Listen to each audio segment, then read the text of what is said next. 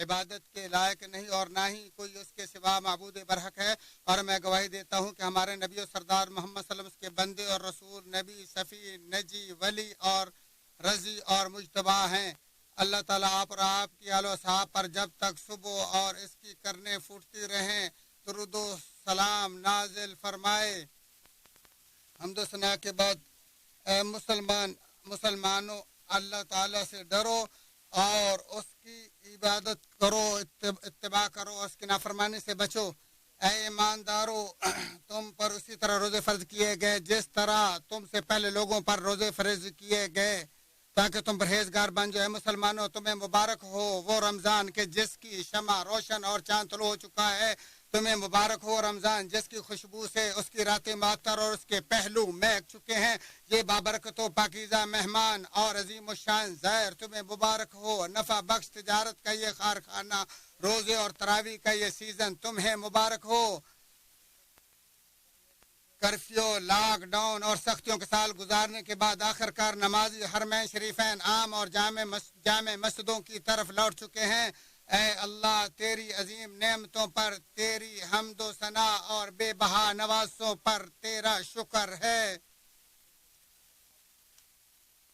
اے مسلمانوں، دوسری فجر یعنی صبح صادق کے طلوع ہونے سے غروب آفتاب تک روزہ توڑنے والی تمام چیزوں سے اجتناب کرنا ہی شرعی روزہ ہے۔ جیسا کہ ارشاد باری تعالیٰ ہے، تم کھاتے پیتے رہو یہاں تک کہ صبح کا سفید دھاگا سیاہ دھاگے سے ظاہر ہو جائے، پھر رات تک روزے کو مکمل کرو۔ جب بچے میں روزہ رکھنے کی طاقت ہو تو اسے روزہ رکھنے کا حکم دیا جائے تاکہ اس کے لیے روزے کی عادت و پریکٹس حاصل ہو، اور اگر روزہ رکھنے سے اسے کمزوری اور لاغرق کا خطرہ ہو یا روزہ اس کی طاقت سے بالاتر ہو تو اسے مشقت میں مبتلا نہ کیا جائے۔ اسی طرح جو بڑھاپے یا لا علاج بیماری کی وجہ سے روزہ رکھنے سے عاجز و بے بس ہو، وہ علماء کے صحیح قول کی روح سے روزہ چھوڑ دے اور ہر ایک دن کے بدلے ایک مسکین کو کھانا کھلا دے۔ اور جب مریض کو روزہ رکھنے سے بیماری کے بڑھنے یا زیادہ دیر رہنے یا کسی نئی بیماری کے لیے لگنے یا صحت یابی میں تاخیر کا ڈر ہو تو اس کے لیے روزہ چھوڑنا مستحب ہے، اور اگر اس نے برداشت کر کے اپنے نفس پر بوجھ ڈالتے ہوئے روزہ رکھ لیا تو اس کا روزہ درست اور اس کی طرف سے ادا ہو جائے گا، مگر اس کا یہ فعل مکروہ ہوگا کیونکہ اس نے اللہ تعالیٰ کی نرمی اور رخصت کو چھوڑنے سے اپنے نفس کو نقصان پہنچایا۔ اور ایسی ہر بیماری جو بے وجہ روزے دار کے لیے نقصان دہ نہ ہو، جیسے داڑ درد، انگلی کا زخم، پھوڑا پھنسی وغیرہ، تو ایسی بیماری کی وجہ سے روزہ چھوڑنا جائز نہیں۔ مسافر کے لیے روزہ چھوڑنا مباح ہے، خواہ اس کے لیے مشقت ہو یا نہ ہو، اور روزہ چھوڑنا خصوصاً اس وقت افضل ہوگا جب وہ باعث مشقت ہو۔ حمزہ بن اسلمی رضی اللہ عنہ کی اس حدیث کی وجہ سے جس میں انہوں نے رسول اللہ صلی اللہ علیہ وسلم سے کہا، اے اللہ کے رسول صلی اللہ علیہ وسلم، میں روزہ رکھنے کی طاقت رکھتا ہوں تو کیا مجھے روزہ رکھنے سے کوئی گناہ تو نہیں ہوگا؟ تو آپ صلی اللہ علیہ وسلم نے فرمایا، سفر میں روزہ رکھنا اللہ تعالیٰ کی طرف سے ایک رخصت ہے، سو جس نے اس پر عمل کیا اس نے اچھا کیا، اور جس نے روزہ رکھ لیا اس کے لیے بھی کوئی حرج نہیں۔ مسلم شریف مجد ابن تیمیہ رحمہ اللہ فرماتے یہ مسافر کے لیے روزہ رکھنے کی فضیلت کی مضبوط دلیل ہے، روزہ چھوڑنے کی مضبوط ترین دلیل ہے۔ مسافر کے لیے تب تک روزہ چھوڑنا جائز نہیں جب تک وہ اپنے گھروں کو اپنی پیٹھ کے پیچھے نہ چھوڑ دے، اور یہ کہنا کہ سفر کا پختہ ارادہ ہو تو گھر میں ہی روزہ چھوڑنا جائز ہے، یہ قول شاذ اور ناقابل اعتبار ہے۔ اے مسلمانوں، حاملہ اور دودھ پلانے والی عورت کو روزہ رکھنے سے اگر اپنی جان کا خطرہ ہو تو اس کے لیے روزہ چھوڑنا جائز ہے، اور ان پر صرف قضائی ضروری ہوگی اور کسی کو کھانا کھلانا ضروری نہیں، کیونکہ وہ اس مریض کی طرح ہے جسے روزہ رکھنے سے اپنی جان کا خطرہ ہو، اور اگر ان دونوں کو بے وجہ روزہ اپنے بچوں کی جان کا خطرہ ہو تو وہ روزہ چھوڑ دے، اور علماء کی صحیح قول کے مطابق ان پر قضائی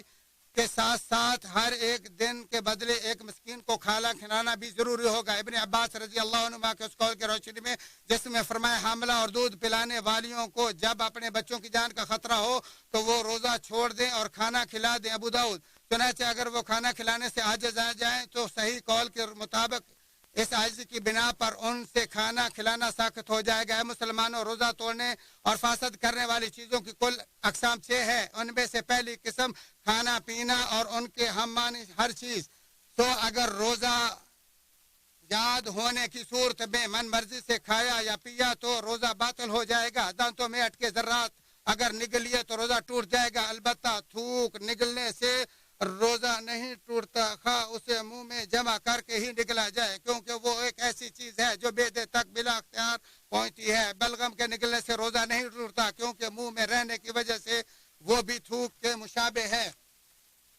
اور اگر بلغم زبان کی نوک پر آ جائے اور اس کا نکالنا بھی ممکن ہو تو اسے روزے کے احتیاط اور اختلاف سے بچنے کے لیے بہتر یہی ہے کہ اسے باہر پھینک دیا جائے، کیونکہ اختلاف سے بچنا مستحب اور عبادت میں احتیاط مطلوب ہے۔ پیٹ میں کسی بھی چیز کے داخل کرنے سے روزہ ٹوٹ جاتا ہے، خواہ وہ عادتاً منہ سے داخل ہو یا ناک اور کان سے۔ لقط بن صابرہ کی اس حدیث کی روشنی میں جس میں مذکور ہے کہ ناک میں خوب پانی چڑھاؤ مگر تب نہیں جب تمہارا روزہ ہو، ابو داؤد۔ کلی برائے علاج، دوائی، غرغرہ اور انہالر سے روزہ نہیں ٹوٹتا، بشرطے کہ حلق تک پہنچنے والی کسی چیز کو نہ نگلے، جبکہ ان کو رات تک مؤخر کرنا روزے کے لیے زیادہ بہتر ہے۔ ناک یا کان میں دوا کا قطرہ ڈالنے سے اگر پیٹ یا معدے میں داخل ہو گیا تو روزہ ٹوٹ جائے گا۔ پاؤڈر، لیکوڈ اور اس میں سرما لگانے سے علماء کے صحیح قول کے مطابق روزہ نہیں ٹوٹتا، اور اس کا ذائقہ اور اگر کڑواہٹ اگر گلے میں محسوس ہو یا اس کے ذرات بلغم کے ساتھ نکل آئیں تو احتیاطاً قضائی دینا بہتر ہے، جبکہ رمضان میں دن کے وقت سرما لگانے سے بچنا اور اجتناب کرنا ہی روزے کے لیے زیادہ محتاط ہے۔ جس نے رمضان کے دن کوئی وقت کوئی بھی خوشبو لگائی تو اس کا روزہ نہیں ٹوٹتا، البتہ دھوئیں اور خوشبودار پاؤڈر کے سونگھنے سے اجتناب کریں، کیونکہ ان دونوں کے ذرات اڑتے اور اوپر چڑھتے ہیں اور بذریعہ سانس معدے اور پیٹ میں داخل ہو جاتے ہیں۔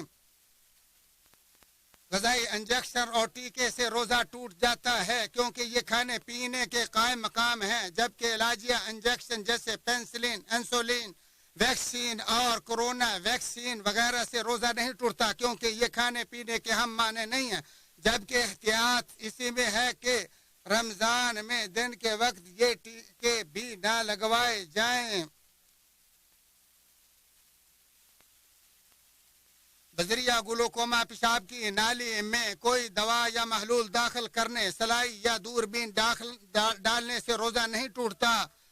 اور احلیل الذکر سے مراد پیشاب نکلنے کا راستہ ہے اور مثانے میں پہنچنے والی چیز پیٹ تک نہیں پہنچ سکتی،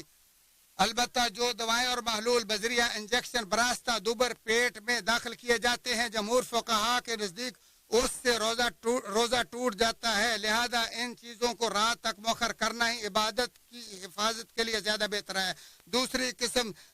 جان بوجھ کر الٹی کرنا، قصدن ہو یا بلا قصد کھانا باہر آئے یا کڑواہٹ وغیرہ۔ ابن منذر رحمہ اللہ فرماتے ہیں جان بوجھ کر کرنے والے کے روزے کے ٹوٹنے پر اہل علم کا اجماع ہے، چنانچہ جس نے اپنی مرضی سے جان بوجھ کر الٹی کر دی اس کا روزہ ٹوٹ جائے گا اور اس پر قضا بھی واجب ہوگی، البتہ جسے خود بخود زبردستی الٹی آ گئی اس پر کوئی قضا واجب نہیں۔ ابو ہریرہ رضی اللہ تعالیٰ عنہ کی اس حدیث کی وجہ سے جس میں ہے کہ یقیناً نبی مکرم صلی اللہ علیہ وسلم نے فرمایا جسے بے اختیار کہے آ جائے اس پر کوئی قضا نہیں، اور جس نے عمدن کہے کہ وہ قضا دے، اسے ابو داؤد اور ترمذی نے روایت کیا ہے۔ تیسری قسم سنگی لگوانا، امام احمد رحمہ اللہ کے نزدیک روزہ دار کے سنگی لگوانے سے روزہ ٹوٹ جاتا ہے، نبی اکرم صلی اللہ علیہ وسلم کے اس فرمان کی وجہ سے جس میں آپ نے فرمایا سنگی لگانے اور لگوانے والوں کا روزہ ٹوٹ جاتا ہے، اسے ابو داؤد، ابن ماجہ اور بخاری نے تعلیق روایت کیا ہے، جبکہ تین ائمہ ابو حنیفہ، مالک اور شافعی رحمہ اللہ کے نزدیک روزہ دار کے لیے سنگی لگوانا جائز ہے اور روزہ بھی نہیں ٹوٹتا۔ ابن عباس رضی اللہ عنہما کی اس روایت کی روشنی میں جس میں فرمایا نبی اکرم صلی اللہ علیہ وسلم نے روزے کی حالت میں سنگی لگوائی، بخاری شریف بعض حدیث میں وارد ہے کہ نبی اکرم صلی اللہ علیہ وسلم نے القاہا مقام پر بحالت روزہ سنگی لگوائی، جیسے آپ کو شدید کمزوری لاحق ہوگی تو پھر آپ نے اس سے منع فرما دیا، لہذا روزہ دار کے لیے اختلاف سے بچنے، روزہ خراب کرنے والی چیزوں سے دور رہنے اور محتاط عبادت کے لیے بہتر یہی ہے کہ وہ رمضان میں صرف رات کے وقت ہی سنگی لگوائے۔ گردوں کی صفائی کے وقت چونکہ خون کو نکالنا، صاف کرنا اور اس میں بعض کیمیائی و غذائی مواد جیسے شوگر اور نمک وغیرہ ملا کر اسے دوبارہ جسم میں لوٹایا جاتا ہے، لہذا اسے بھی روزہ توڑنے والی چیزوں میں ہی شمار کیا گیا ہے۔ رگ کٹنے، کھال چھلنے، نکسیر اور حیض کے بعد بیماری کا خون نکلنے سے، اسی طرح تجزیہ اور ٹیسٹ کے لیے روزے دار کا معمولی سا خون نکالنے سے روزہ نہیں ٹوٹتا، کیونکہ اس کے بارے میں نہ تو کوئی نص ہے اور نہ ہی یہ قیاس کیا تقاضا ہے۔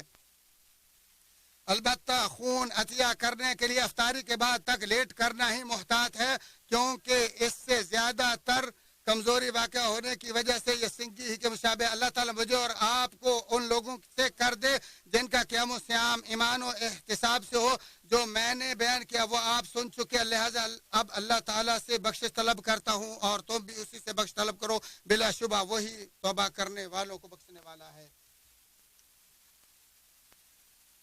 تمام تعریف اس اللہ کے لیے ہیں جس نے اپنے پناہ گزینوں کو پناہ دی، اور میں گواہ دیتا ہوں کہ اللہ وحدہ لا شریک کے علاوہ کوئی سچا معبود نہیں، جو لا علاج کو بھی اپنے فضل و کرم سے شفا یاب کر دینے والا ہے، اور میں گواہی دیتا ہوں کہ ہمارے نبی سردار محمد صلی اللہ علیہ وسلم کے بندے اور رسول ہیں، جس نے ان کی اتباع کی رشد و ہدایت پا گیا اور جس نے ان کی نافرمانی کے وہ گمراہ و برباد ہو گیا۔ آپ اور اللہ تعالیٰ آپ اور آپ کے اہل و صحابہ پر رہتی دنیا کا درود و سلام نازل فرما۔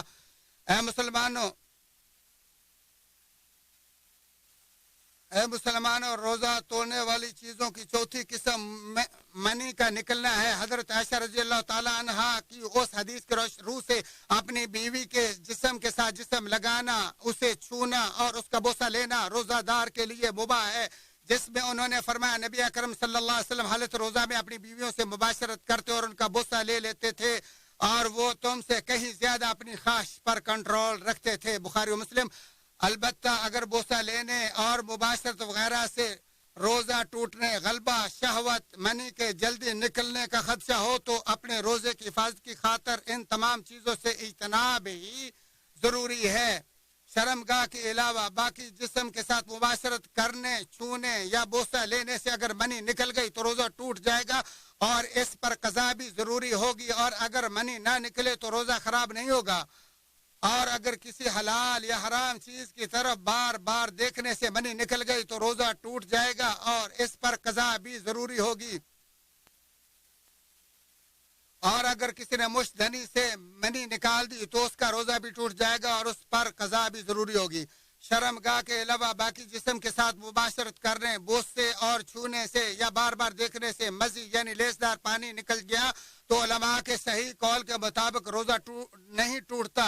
اور یہی فتویٰ ہے ابو حنیفہ اور شافعی دو اماموں کا، اور آجری، ابو محمد الجوزی اور شیخ تقی الدین کا انتخاب بھی یہی قول ہے۔ پانچویں قسم بیوی کے ساتھ جمع کرنا،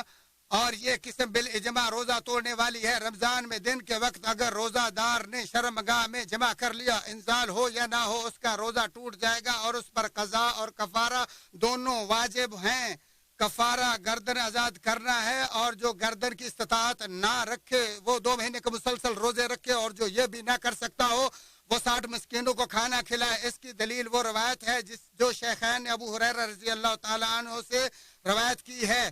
اگر کوئی کفارے کی ان تمام اقسام سے عاجز آ جائے تو یہ کفارہ بھی ساقط ہو جائے گا، کیونکہ بے بسی کے عالم میں کوئی چیز واجب نہیں ہوتی۔ اگر بیوی راضی تھی تو اس کا روزہ بھی ٹوٹ جائے گا اور اس کے ذمے بھی قضا و کفارہ ہوگا، اور اگر وہ جمع پر مجبور تھی تو اس پر کوئی کفارہ نہیں، البتہ علماء کے صحیح کے مطابق اس پر قضا ضروری ہوگی۔ چھٹی قسم حیض و نفاس کے خون کا نکلنا۔ حیض و نفاس والی خواتین کے لیے روزہ چھوڑنا جائز ہے، اور نبی اکرم صلی اللہ علیہ وسلم کے اس فرمان کی روشنی میں ان کا روزہ رکھنا درست نہیں جس میں فرمایا جب کوئی عورت حیضہ ہوتی ہے تو کیا نماز روزہ چھوڑ نہیں دیتی؟ تو انہوں نے کہا ہاں کیوں نہیں، بخاری شریف۔ اور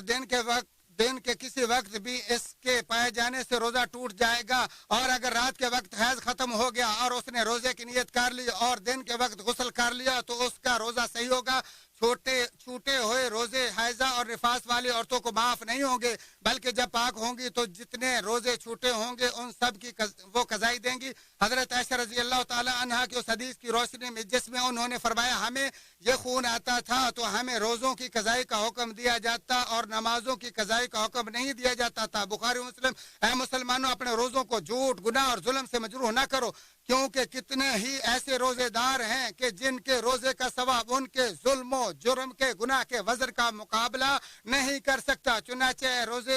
اے روزے کے دوران روزہ توڑنے اور خراب کرنے والی چیزوں سے اجتناب کرنے والوں اور وہ سب کام کرنے والوں جن سے اجتناب ہمیشہ ضروری ہے، اللہ تعالیٰ سے ڈرو۔ حضرت ابو ہریرہ رضی اللہ تعالیٰ سے بروی ہے، وہ کہتے ہیں کہ رسول اللہ صلی اللہ علیہ وسلم نے فرمایا بہت سے روزے دار ایسے بھی ہیں کہ جنہیں ان کے روزے سے سوائے بھوک پیاس کے کچھ نہیں ملتا، اور بہت سے قیام کرنے والے بھی ایسے ہیں جنہیں ان کے قیام سے سوائے جگراتے کے کچھ نہیں ملتا۔ اسے احمد نے روایت کیا۔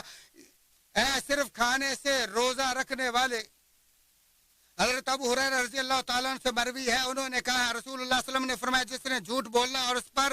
عمل کرنا نہ چھوڑا، اس کے کھانا پینا چھوڑنے کے بھی اللہ تعالیٰ کو کوئی ضرورت نہیں۔ حضرت جابر بن عبداللہ انصاری رضی اللہ تعالیٰ عنہ فرماتے جب تم روزہ رکھو تو جھوٹ و حرام سے تمہارے کان، آنکھ اور زبان کا بھی روزہ ہونا چاہیے، اور اپنے خادم کو اذیت دینا بھی چھوڑ دو، اور تم اپنے روزے کے دن انتہائی وقار سکون سے رہو، اور تمہارا روزے اور بغیر روزے والا دن ایک جیسا نہ ہو۔ اللہ تعالیٰ مجھے اور آپ کو ان روزہ داروں سے کر دے جنہوں نے رمضان کا روزہ رکھا اور اس کی حفاظت کی، اور انہوں نے اپنے عمل اور نیکی کو بھی میلا کرنے سے بچائے رکھا۔ ہادیوں تمام کائنات کے شافع احمد صلی اللہ علیہ وسلم پر درود و سلام بھیجو، بس جس نے آپ صلی اللہ علیہ وسلم پر ایک بار درود بھیجا اللہ تعالیٰ اس پر اس کے عوض 10 رحمتیں نازل فرمائے گا۔ اے اللہ تعالیٰ اپنے پیارے پیغمبر پر رحمتیں برکتیں نازل فرما۔ اے اللہ اسلام اور اہل اسلام کو عزت عطا فرما۔ اے اللہ اسلام اور اہل اسلام کو عزت دے، شرک اور اہل شرک کو ذلیل و خوار کر۔ یا اللہ دین کی حفاظت فرما۔ اے اللہ ہمارے حکمران خادم الحرمین شریفین کو اپنی رضا کی اور اچھے کاموں کی توفیق عطا فرما۔